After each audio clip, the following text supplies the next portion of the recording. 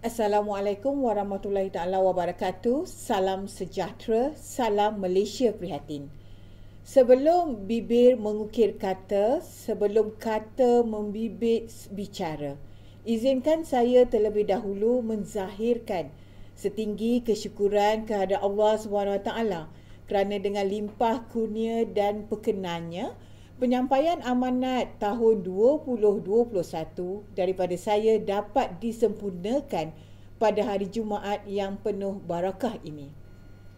Saya dengan keluhuran hati jua ingin merakamkan ucapan terima kasih kepada semua warga kementerian atas doa yang diutuskan buat saya sepanjang menjalani sesi kuarantin dan mendapatkan rawatan pemulihan COVID-19 baru-baru ini. Warga kementerian yang saya kasihi, tahun 2020 telah melabuhkan tirainya dengan pelbagai kenangan. Kini tahun 2021 pula membuka jendelanya dengan pelbagai cabaran. Di samping kita berdepan dengan darurat dalam memerangi COVID-19, kita terus diuji dengan bencana banjir yang melanda beberapa negeri, antaranya Pahang, Terengganu, Kelantan, Johor, Perak, Selangor dan juga Sabah. Doa saya semoga kita terus kekal bersatu memberikan perkhidmatan yang jitu kepada golongan yang perlu dibantu. Inilah masanya warga Kementerian Pembangunan Wanita, Keluarga dan Masyarakat membuktikan komitmen kita dalam menyantuni rakyat di luar sana. Sesungguhnya saya sangat terharu dengan komitmen dan pengorbanan semua kaki tangan kementerian dan seluruh agensi, khususnya Jabatan Kebajikan Masyarakat dan Yayasan Kebajikan Negara Malaysia yang menjadi petugas barisan hadapan dalam menangani pandemik COVID-19 dan juga bencana banjir.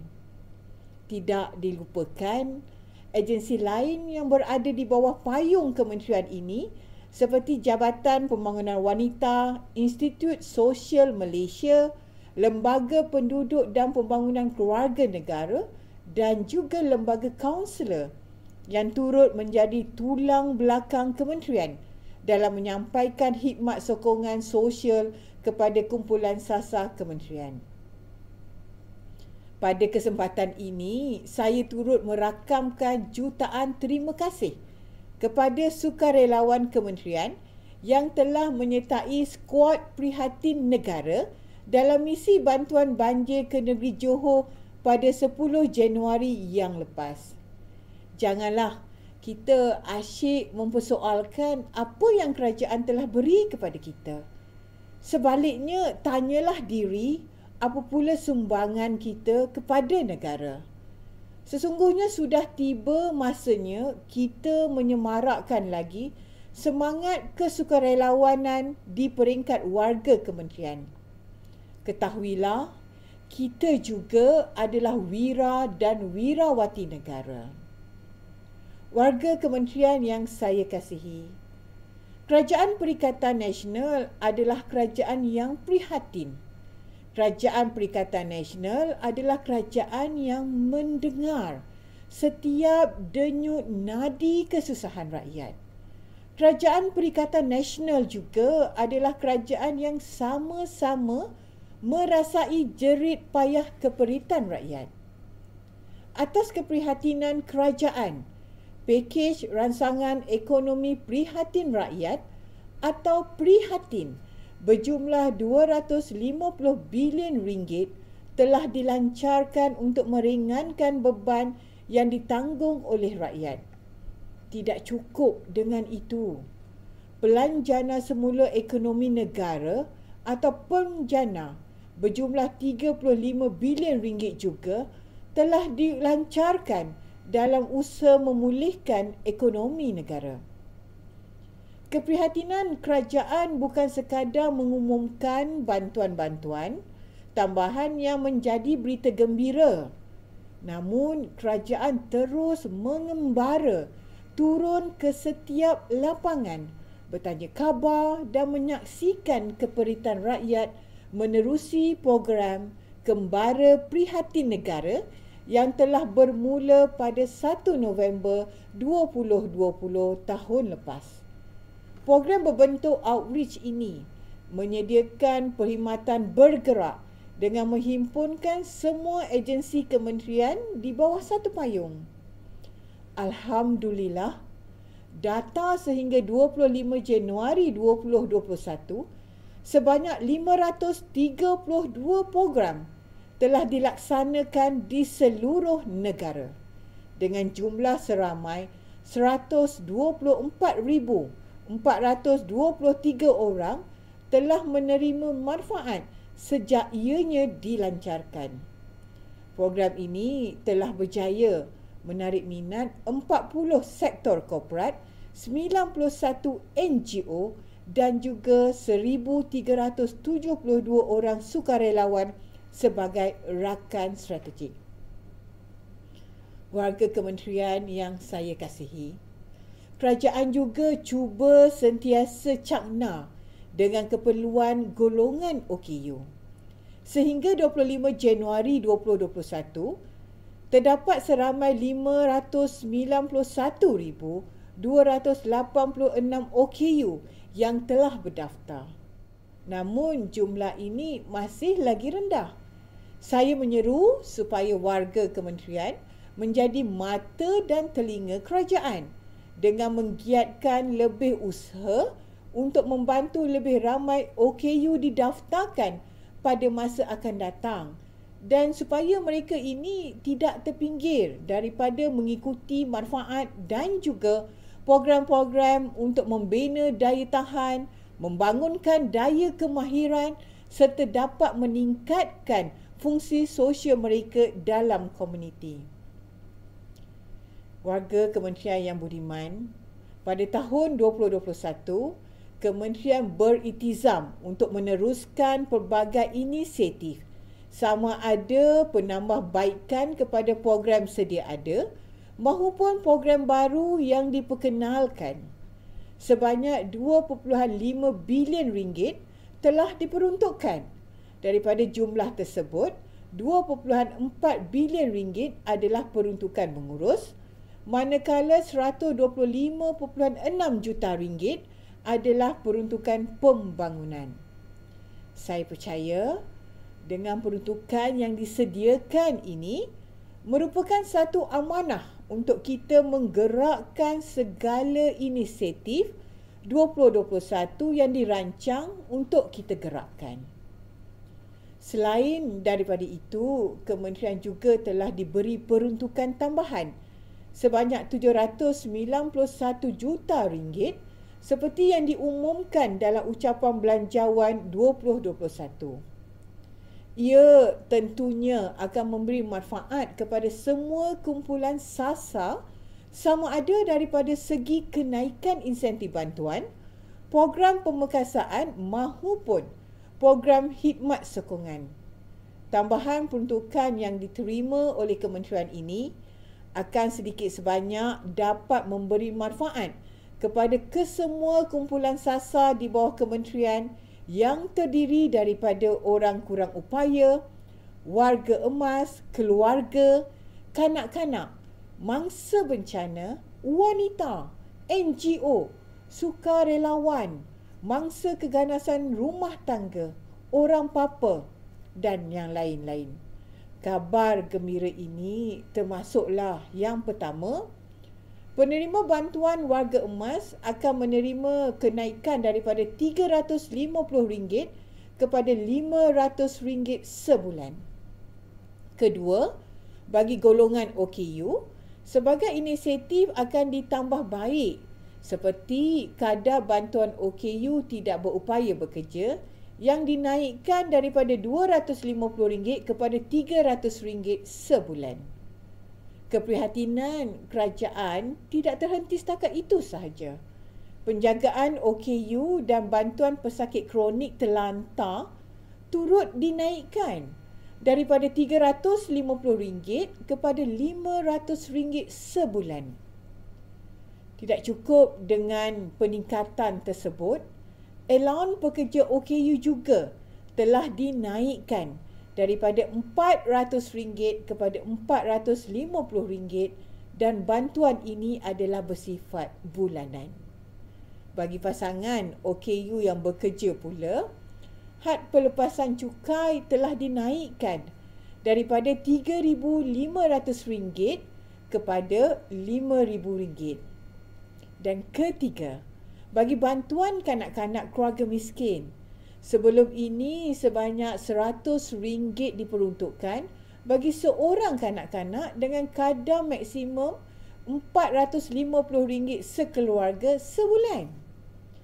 Kadar ini telah dinaikkan mulai tahun 2021 kepada RM200 bagi seorang anak yang berumur 6 tahun ke bawah dan RM150 seorang bagi seorang kanak-kanak yang berumur 7 tahun hingga 18 tahun dengan kadar maksima RM1,000 sekeluarga untuk sebulan. Ini bermakna satu keluarga yang berkelayakan akan menerima bantuan sebanyak RM12,000 setahun. Keempat, had pelepasan cukai ke atas perbelanjaan bagi rawatan perubatan, keperluan khas dan penjagaan ibu bapa juga dinaikkan daripada RM5,000 kepada RM8,000. Dan yang kelima, menyokong institusi keluarga dengan inisiatif penubuhan Taman Asuhan Kanak-Kanak atau TASKA di tempat kerja dengan peruntukan sebanyak RM30 juta untuk pengoperasian 150 buah TASKA di bangunan kerajaan. Sesungguhnya, usaha ini telah memberi ruang dan peluang kepada lebih ramai ibu bapa, terutamanya wanita, untuk keluar bekerja bagi membantu meningkatkan ekonomi negara. Meneliti data sehingga 25 Januari 2021, Kementerian mendapati sebanyak 35,237 buah keluarga di Malaysia yang telah menikmati jumlah kumulatif melebihi RM1,000 untuk bantuan keuangan setiap bulan. Saya berharap agar dengan peningkatan kadar bantuan ini, kumpulan SASA di bawah kementerian akan dapat menikmati kehidupan yang lebih berkualiti. Hatta saya mengharapkan kerjasama semua warga kementerian agar kita pasakkan semangat dan iltizam untuk bergerak sebagai satu keluarga tanpa mengira agensi mana kita bernaung, seterusnya menjadi ejen penyampai dalam membantu mengeluarkan berita baik dari kerajaan ini kepada kumpulan SASA yang disantuni, agar tiada yang tertinggal dalam memperolehi kabar berita gembira ini. Warga kementerian yang saya sayangi, pada tahun ini kementerian telah mengenal pasti beberapa program berbentuk quick win yang boleh memberi manfaat dan impak segera kepada kumpulan SASA, iaitu dalam jangka masa antara 3 hingga 4 bulan pelaksanaan. Saya mencadangkan agar program Quick Win ini dijadikan sasaran kerja tahunan atau ringkasnya SKT bagi setengah tahun pertama kementerian, selain menjadi agenda utama perbincangan dalam penganjuran retreat kementerian. Semua program Quick Win ini akan didokumentasikan dalam Hala 7 Kementerian tahun 2021. Pepatah ada menyatakan, alang-alang menyelup pekasam, biar sampai ke pangkal lengan. Alang-alang menggenggam bara, biar sampai menjadi abu. Kita telah bersama-sama merancang, maka marilah kita bersama-sama melaksanakan tugas yang diamanahkan sehingga ke akhirnya. Saya berharap setiap warga kementerian akan bersama-sama berganding bahu memberi sepenuh komitmen dan kerjasama jitu bagi memastikan setiap program Quick Win dapat dilaksanakan hingga mencapai sasarannya bak pantun berikut. Apa guna memakai batik kalau coraknya tidak sempurna? Apa guna perancangan yang cantik kalau tidak dipadukan usaha? Bersatu kita teguh, bercerai kita roboh. Warga kementerian yang dikasihi, dunia hari ini bergerak begitu pantas dan urusan ekonomi kita tidak terlepas dari mendapat tempiasnya. Untuk ini, kerajaan menerusi inisiatif ekonomi digital dan revolusi perindustrian ataupun 4IR akan diperkasakan bagi mendepani dan memenuhi gaya hidup masa kini.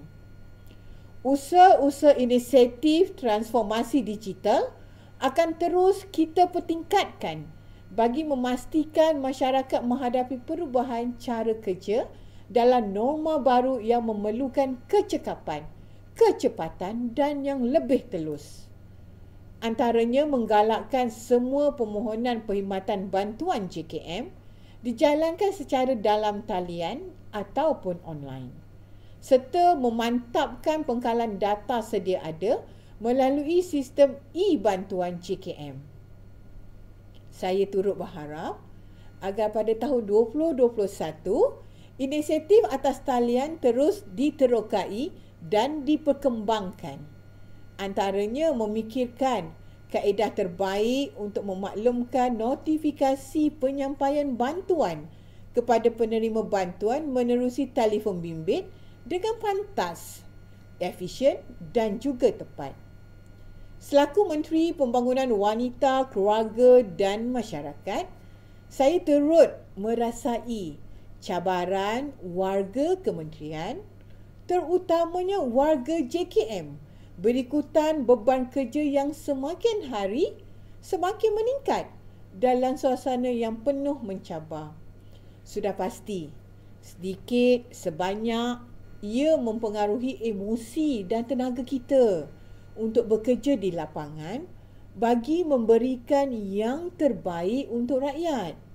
Meskipun tiada antara kita yang merungut mahupun mengeluh. Kepada warga JKM, saya berterima kasih kepada semuanya kerana dengan jumlah warga kerja yang begitu kecil pada khidmat saya, anda semua telah memberikan yang terbaik buat rakyat. Terima kasih JKM. Saya mohon bersabarlah dan teruskan memberi khidmat yang terbaik. Saya akan usahakan yang terbaik buat semua.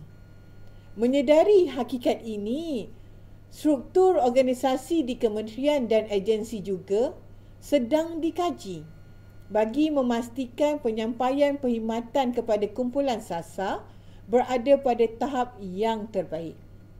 Memandangkan terdapat peningkatan kes-kes sosial akibat pandemik COVID-19, terutamanya yang melibatkan kanak-kanak, terdapat keperluan untuk menambah bilangan pegawai pelindung dan juga pegawai akhlak di JKM. Justru kementerian telah mengemukakan permohonan untuk melantik seramai 1,122 orang penolong pegawai pembangunan masyarakat grade 29 secara contract of service kepada Kementerian Keuangan Malaysia. Sama-samalah kita berdoa agar usaha kita ini dipermudahkan dan diberikan kejayaan. Seperti yang termaklum bahawa lembaran tahun 2021 juga telah dibuka dengan inisiatif terbaru kementerian, iaitu penubuhan satu pasukan sukarelawan yang dikenali dengan nama Skuad Prihatin Negara. Skuad ini ditubuhkan sebagai kesinambungan kepada Kembara Prihatin Negara, dan dengan pembentukan skuad ini sangat signifikan dan relevan kerana saya berpandangan pelibatan sukarelawan dapat membantu kementerian menangani banyak isu-isu di bawah bidang kuasa kementerian. Bukan hanya itu, dengan skuad ini saya amat berharap semangat, saling bantu, membantu ini bukan sahaja dapat diterapkan di kalangan masyarakat, malahan yang lebih penting lagi di kalangan warga kerja kementerian. Misi turun padang pertama skuad Prihatin Negara telah dimulakan di Kampung Kelantan di Kota Tinggi Johor. Sekali lagi, saya mengucapkan jutaan terima kasih yang tidak terhingga kepada semua sukarelawan yang telah terlibat, khususnya Kelab Sukan dan Kebajikan atau ringkasnya KESCAP, Puspanita dan juga seluruh warga kementerian yang budiman. Saya tidak menyangka sambutan yang begitu menggalakkan diterima daripada warga kementerian dalam menyertai skuad ini. Inilah semangat kesukarelawanan, yakni suka dan rela yang saya harapkan. Semoga ia akan terus dihidupkan di kementerian ini dan disebarluaskan ke program-program yang lain di kementerian pada masa yang akan datang. Melihat wajah-wajah gembira penduduk kampung yang telah kita bantu sudah cukup mengembirakan hati saya. Walaupun mungkin usaha yang kita hulurkan tidak mampu mengganti kemusnahan harta benda dan wang ringgit yang mereka lalui, tapi terima kasih sekali lagi atas segala usaha dan penat lelah semua. Hanya Allah jua yang mampu membalas segalanya. Sebagai tanda terima kasih, saya buat KESCAP dan juga Puspanita, saya berbesar hati untuk menyumbang sejumlah RM10,000 buat Puspanita dan juga RM10,000 buat KESCAP. Harapan saya, moga sumbangan ini akan menjadi satu suntikan semangat buat ahli Puspanita dan juga KESCAP untuk terus melaksanakan kerja-kerja kesukarelawanan dan lebih banyak aktiviti yang bermanfaat dapat dilaksanakan untuk ahli kelab masing-masing pada tahun ini. Di samping itu, sebagai tanda meraihkan seramai 910 orang anak-anak warga kementerian yang akan memasuki era persekolahan tahun 1 pada tahun 2021, maka saya dengan sukacitanya ingin menyumbangkan sebanyak 910 beg sekolah kepada anak-anak bertuah tersebut. Semoga pemberian ini menjadi inspirasi kepada anak-anak kita untuk terus mendalami ilmu dan menyelami alam persekolahan. Warga kementerian yang dikasihi, kementerian sentiasa berusaha sedaya upaya serta bersikap terbuka demi kepentingan rakyat. Saya berdoa semoga tahun 2021 dapat memberi titis harapan supaya semua aspirasi seperti yang dihasratkan dalam Pelan Strategik Kementerian Pembangunan Wanita, Keluarga dan Masyarakat tahun 2021 hingga 2025 dapat direalisasikan seperti yang telah dirancang. Yang mana saya percaya ia akan dapat meningkatkan kesejahteraan dan juga kemakmuran rakyat. Sebelum mengakhiri ucapan, saya ingin berpesan kepada semua warga kementerian untuk terus memasakkan semangat bekerja yang jitu dan dapat mengadaptasikan norma kerja yang baru tanpa menjejaskan kualiti penyampaian perkhidmatan. Sebagai penjawat awam, bersyukurlah bahawa kita masih mempunyai pekerjaan dan masih menerima gaji yang secukupnya tanpa ada kehilangan pendapatan.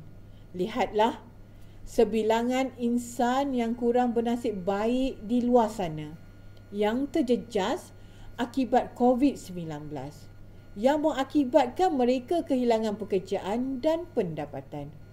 Syukurilah nikmat rezeki yang masih ada pada kita. Akhir kata, saya menyeru kepada warga kementerian agar kita bergerak sebagai satu pasukan dan satu keluarga yang mantap, berintegriti dan dinamik dalam menjayakan agenda kementerian dalam membina Malaysia yang sejahtera. Dengan ini, masih belum terlambat untuk saya mengucapkan selamat tahun baru 2021 dan marilah kita bersama-sama menghayati serta membudayakan norma baru dalam menjalani kehidupan seharian dengan mematuhi SOP yang telah ditetapkan. Kepada warga yang beragama Hindu, saya ingin mengucapkan selamat Hari Taipusam. Sekian, wabillahi taufiq wa hidayah. Wassalamualaikum warahmatullahi wabarakatuh. Terima kasih.